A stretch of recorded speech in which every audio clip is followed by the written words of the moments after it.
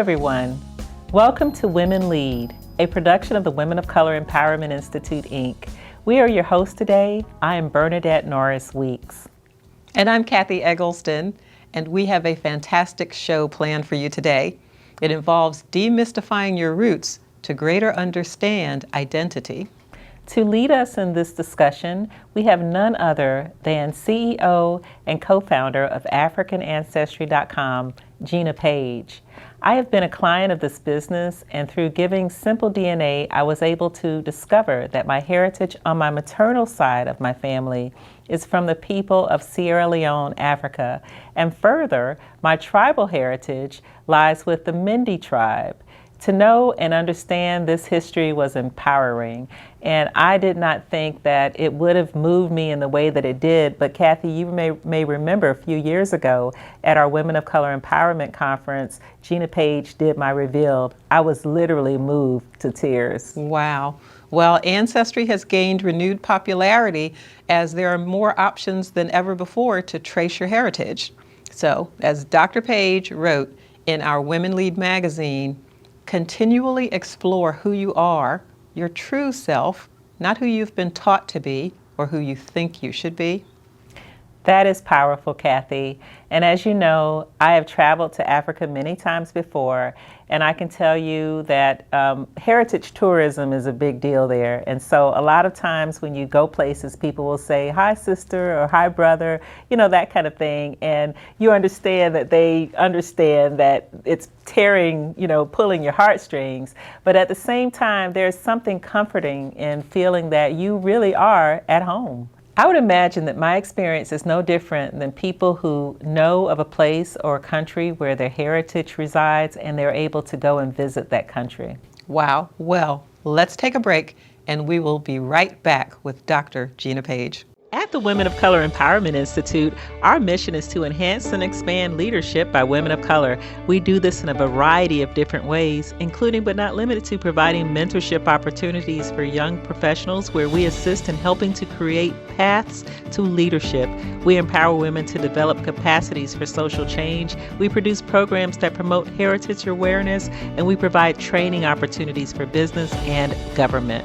Our institute holds seminars focused on professional success techniques, and we host many other events such as our popular Advocates for Change and Leaders Connect. The Women of Color Empowerment Institute publishes a magazine called Women Lead. Our signature event is the Women of Color Empowerment Conference, a yearly conference where hundreds of leaders gather from all across the United States and beyond. To learn more about membership and how you can support our programs or be a sponsor of the Women Lead TV, visit us at nationalwomenofcolor.com. Again, that's nationalwomenofcolor.com.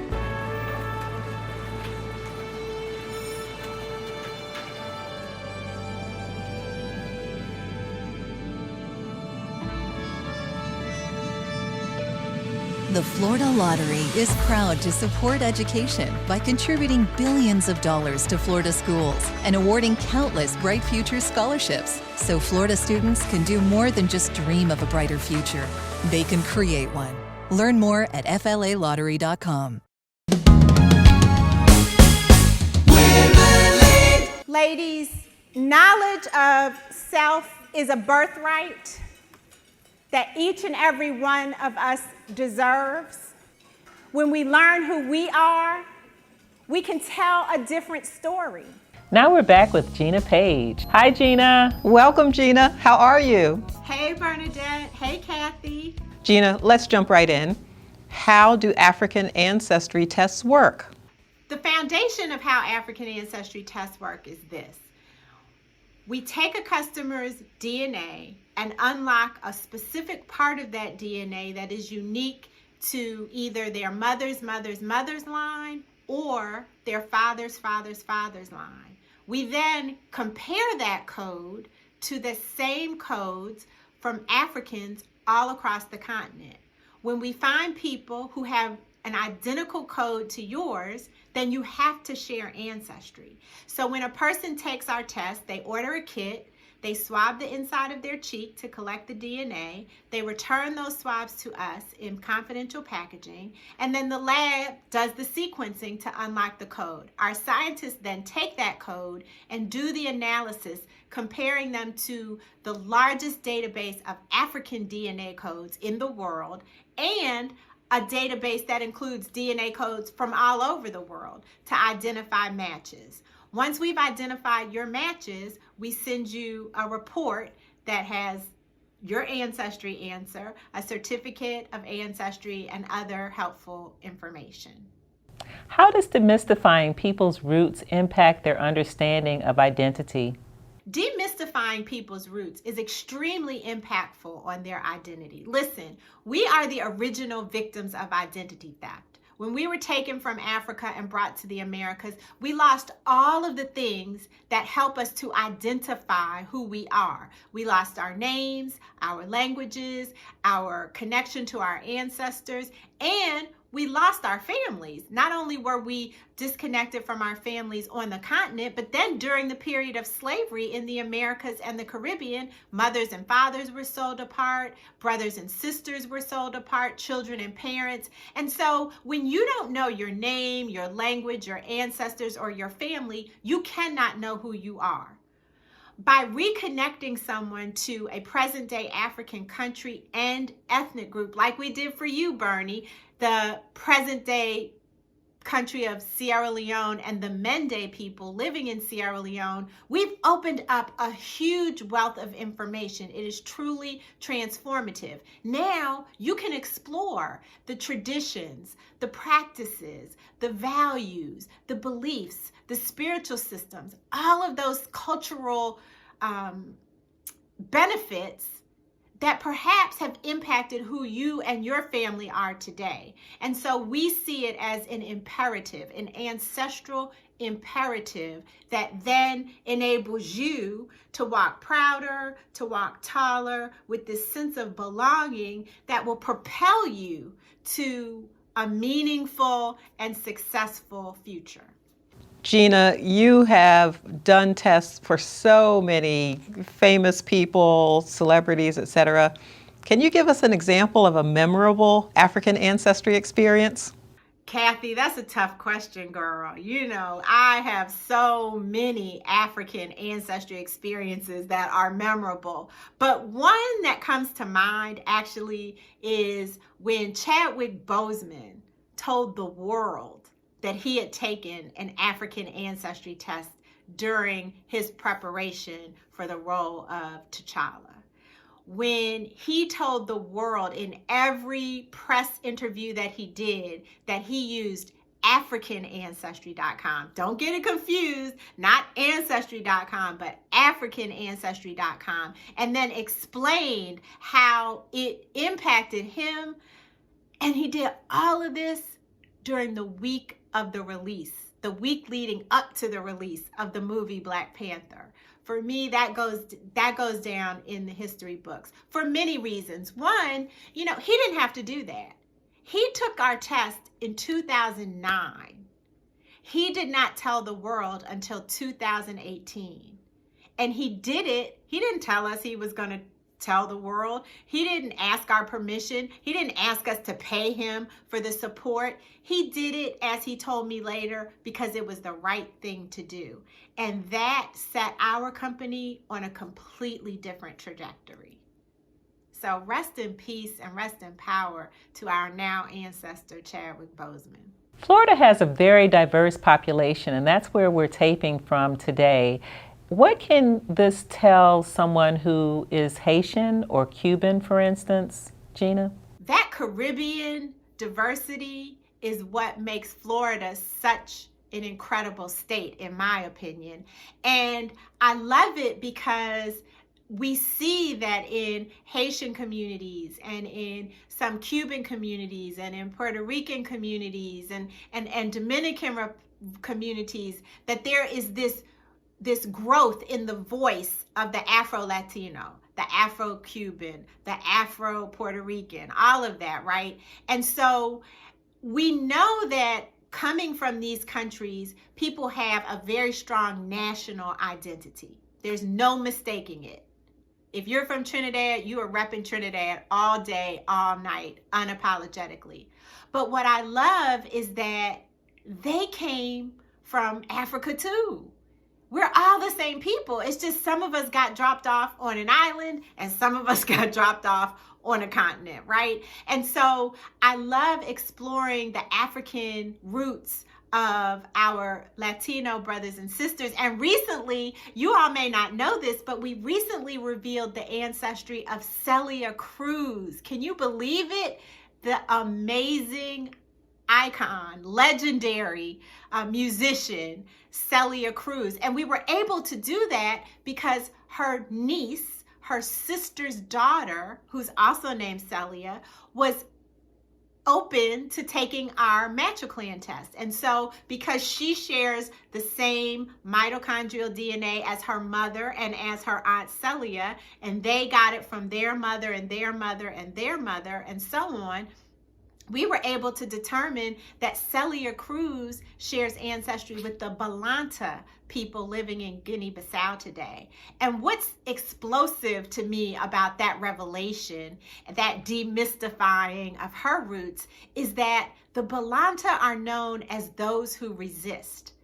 And while Celia Cruz stands for so many powerful things for us, one of those to me is resistance. Once she left Cuba, she did not leave her identity. She never left her African heritage. In fact, she celebrated it through her music, through her lifestyle, through her commitment to giving back to her country. And so it is no surprise to me at all that she shares ancestry with the Balanta people.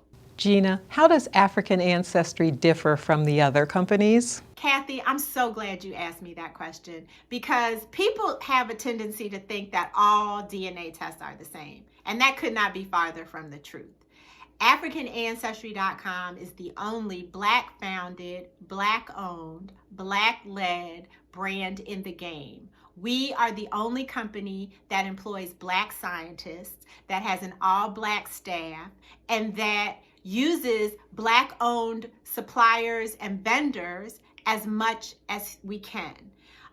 As you know, we are in the business of being Black. And so that's one tremendous differentiation between us and the others. But if we get down to the science, the other way that we're significantly different and better is that we have the largest database of African DNA lineages in the world. So if you're looking for European ancestry, then you want your DNA to be compared to the DNA of as many European people as possible, right? If you're looking to define Native American ancestry, you want your DNA to be compared to as much Native American DNA as possible, right? So it stands to reason that if you want to know where you're from in Africa, you want your DNA to be compared to the DNA of as many Africans as possible. And that's what African Ancestry does. Over 33,000 lineages means that our database is more than 16 times larger than any other company out there. And we're very proud of that. Not only is it larger, but it's not segmented by regions. You know, there are people out here getting there's some percentage from these 3 countries as making up a region and some percentage from this region. No, we don't do that. We have looked at your ancestry down to the present day country level, like we did for Taraji P. Henson, for example. We found her ancestry in the country of Cameroon, but also in the ethnic group or the tribe that's known as the Massa people. So that's how specific we get. No other company can be as specific. And then the third difference that I'll share here is that we're the only company that does not sell or share your DNA, period. Once we determine a result from your DNA, the swabs from your DNA, the DNA is destroyed. So we are only in the business of telling you where you come from. We are not in the business of doing any other research with your genetic information. How has your work been embraced by institutions and by organizations? Bernadette, girl, you know how our work has been received by organizations because we partner with Women of Color Empowerment Institute. So, but you're not the only ones, right? We've seen across the country, school systems, even there in Broward County, the Broward County school system has partnered with us to use this information, this experience, the African ancestry experience, to help kids learn about their history, their culture, through science and math and art, for that matter. So we're very proud of that. We also partner at the university level with universities across the country, from Florida Memorial University to Stanford University, my alma mater, to University of Connecticut, and I can't leave out the HBCUs with Howard University. So we're very proud of that, and we look forward to those kinds of partnerships with the Links Incorporated, with Alpha Phi Alpha Fraternity Incorporated, because it allows us to reach more people so that they can understand the power of using DNA to better understand who you are. Now, Gina, you are one of our National Advisory Board members for Women of Color Empowerment Institute. And since this is a show of the Institute, what has been your most valued experience with WOSI, as we call it? Listen, I have to tell you ladies, you were the first to invite me to be on an advisory board, and I was so incredibly honored. After my first experience at the conference, I just felt like, oh man, I wish I lived in South Florida, but I've been back every year since. So I definitely feel like part of the family. There have been so many positive experiences, and I've been just in wonder as I've watched the conference grow and get more polished and get deeper and more impactful, as if that was possible. But one of my favorite memories actually is the year that Carla Hall was a speaker. So Carla and I have been friends probably for my entire African ancestry life. So at close to 18 years, we've been friends, and we've watched each other's journeys, you know, through career and through life. And so when I was able to see her for the first time present a keynote on a stage and watch the way that the women of the Women of Color Empowerment Institute and Conference embraced her, it really brought me to tears. I was like, wow, you know, I know that she's a celebrity now, and I know the kind of person that she is at home, you know, with all the makeup off. But to see that you all recognize those very special parts of her, and you embraced her in such a loving way, really made me feel good for her and made me feel good to be a part of your organization, for sure. Thank you for joining us, Gina, today. You're tremendous. We love you. How do people reach you? I love you back, Bernadette and Kathy. All of you have just been the kindest and the most generous to me, and always so welcoming. Anybody who wants to follow me can follow me in a few places. On Instagram, I'm Gina Paige, Gina Paige DNA. On Facebook, I'm Gina Paige. And then African Ancestry. We're at African Ancestry everywhere, on YouTube, on Facebook, on Twitter, and on Instagram. Thank you so very much for having me, and congratulations again on this amazing show. The law office of Austin, Pammies, Norris, Weeks, Powell is a full-service law firm practicing in the area of governmental law, including the representation of municipalities, civil litigation, personal injury, real estate, and corporate transactional matters. With over 100 years of collective experience, our attorneys are admitted to practice before state courts, federal courts, and the United States Supreme Court. We are conveniently located in downtown Fort Lauderdale and can be reached at 954-768-9770. Or for more information about the law firm of Austin, Pammies, Norris, Weeks, Powell, visit our website at apnwlaw.com. That's apnwlaw.com.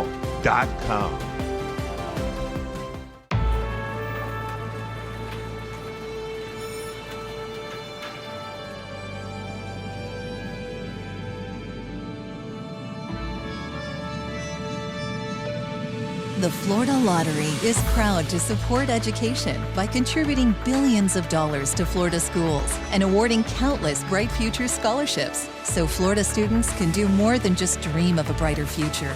They can create one. Learn more at flalottery.com.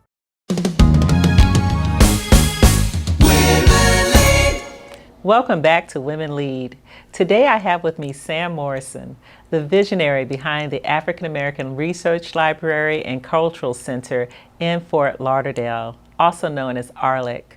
Sam and I were neighbors for more than a decade, and I can tell you that every wonderful thing you've ever heard about Sam Morrison is absolutely true, and I saw it firsthand. We are continuing our topic of ancestry right now, and of course, this has to do with family or ethnic descent. Sam, I want to ask you first a few questions about ARLIC, and then I want to ask you some questions about how you discovered your own ancestry and your own heritage. Hello, Bernadette. It's good to see you again, neighbor. I'm always happy to talk about ARLIC, and thank you for having me. One of the strategic areas of the Women of Color Empowerment Institute is to develop programming that will promote heritage awareness. I once heard you say, Sam, that besides being a traditional library, you felt that ARLIC should collect and preserve information about Black ancestry. Why was that important to you? That was important, Bernadette, because I believe that in addition to providing traditional library service, libraries, particularly in communities of color, have an opportunity to provide other services. They can provide opportunities for meetings, local community meetings, for cultural activities like dance,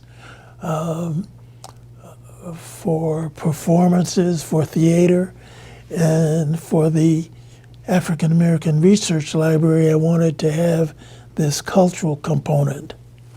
Sam, your father died when you were 15 years old, and your mother continued to run the family business of restaurants in Phoenix, Arizona before selling the business and moving you and your sister to Los Angeles. I want to know, at what point in your life did you want to learn more about your own family history? Well, Bernadette, I was well into my middle age when I really began thinking about that. My family was not that especially close. My father's family lived in Texas, although he did have a brother in Phoenix when I was growing up. But he died when I was 15, and my mother was the person that I call mother was not my birth mother. And I didn't know anything about her side of the family and didn't meet her really until I was a teenager. So on one of my visits to Phoenix with my mother, I decided I wanted to meet my birth mother. And that was kind of the beginning of my even thinking about my ancestry. So I was able to visit my mother, and after that, my birth mother. And after that, I started thinking about learning more about my family. And that was the impetus for me, thinking about how my interests and my ancestry might be incorporated into the library, because there are other people in other cultures who might have the same kind of interests. So one can only imagine that that was a healing experience of empowerment. What advice would you give to others who are seeking more information about their own ancestry? The first thing that I would suggest is to get to know your own family.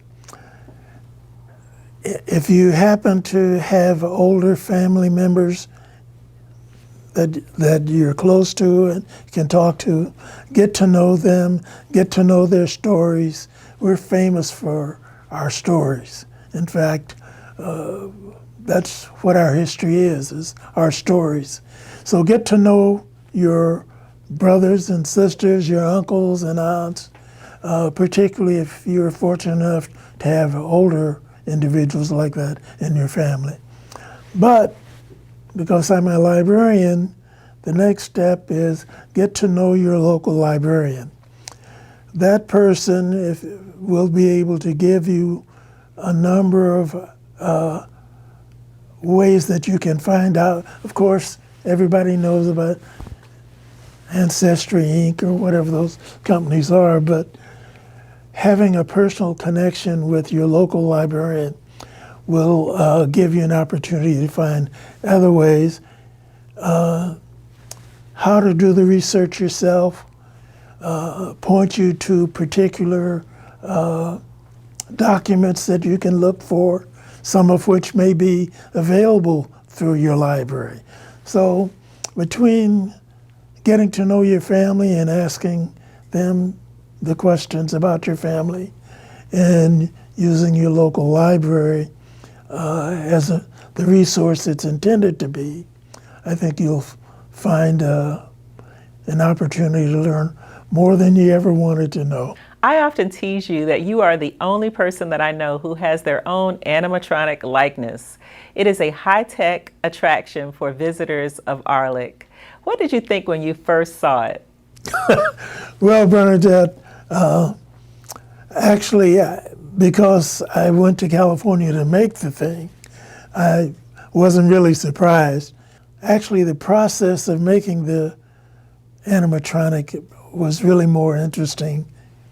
I want to thank the Friends of the Library for thinking enough of the work that I've done as the librarian in Broward County to have the figure done, because it was their idea.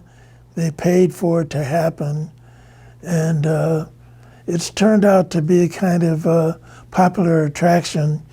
When you ask me about what I thought about it when I first saw it, from time to time when I go to the library for a visit and they bring a group of kids through from the schools or whatever, sometimes I walk in while the kids are looking at the animatronic and they realize it's me and they just kind of freak out. So that's kind of the fun part of it for me. This has been a very special interview for me today, and that's our show.